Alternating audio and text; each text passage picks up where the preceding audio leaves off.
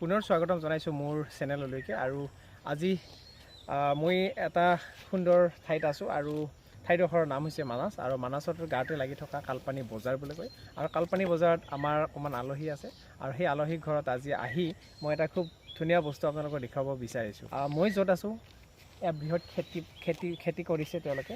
আৰু আজিকালি বিশেষকৈ জানেই যে বজাৰতে হওক বা অন্য ঠাইতে হওক পিয়ৰ বস্তুবিলাক নাপায়।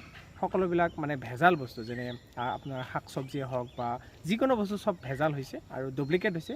সেয়েহে পিয়ৰ বস্তুবিলাক যদি আপোনালোকে খাব বিচাৰে বা পিয়ৰ বস্তুবিলাক আপোনালোকে ল'ব বিচাৰে, এনেদৰে নিজৰ খেতি কৰি নিজে খাব পৰা সুবিধাখিনি এটলিষ্ট কৰিব লাগে। সেয়েহে মই উদাহৰণস্বৰূপে মই আপোনালোকক দেখুৱাব বিচাৰিছোঁ যে এই নদী কাষৰ অঞ্চলৰ যিখিনি মানুহ আছে, বড়ো মানুহ হওক বা অন্যান্য জাতি জনজাতিৰে হওক, আৰু তেওঁলোকে আচলতে নিজৰ ধুনীয়াকৈ খেতি কৰিছে। মই আপোনালোকক দিব বিচাৰিছোঁ। এয়া হৈছে ভোলৰ খেতি। আৰু তলত যদি আপুনি সুমি আহোঁ তেতিয়া দেখিব, এইফালে চাওক সুন্দৰ ইমানখিনি ভোলৰ খেতি কৰিছে, কি আচৰিত। আৰু কেৱল ভোল বুলি নহয়, কচু ঢেকীয়াৰ পৰা আদি কৰি সকলো বস্তু ইয়াতে সহজলভ্য পোৱা যায়। আৰু বিশেষকৈ মই এটা ভোল দেখুৱাবলৈ বিচাৰিছোঁ। এইটো ভোলটো চাওক, যে ভোলটো ইমান দীঘল, প্লাছ আৰু ইয়াৰ যিটো চাইজ, সুন্দৰ চাইজ, ভাল লগা আৰু একদম প্ৰিয়ৰ বস্তু হয়, তেওঁৰ কালাৰে কয়। আৰু এনেধৰণৰ বস্তুবিলাক খাই আপোনালোকে যথেষ্টখিনি আচলতে সোৱাদ বা স্বাদ পাব। সেয়েহে আশা কৰোঁ ভিডিঅ'টো চাই বহুতখিনি ভাল লাগিল, প্ৰেৰণা পাল।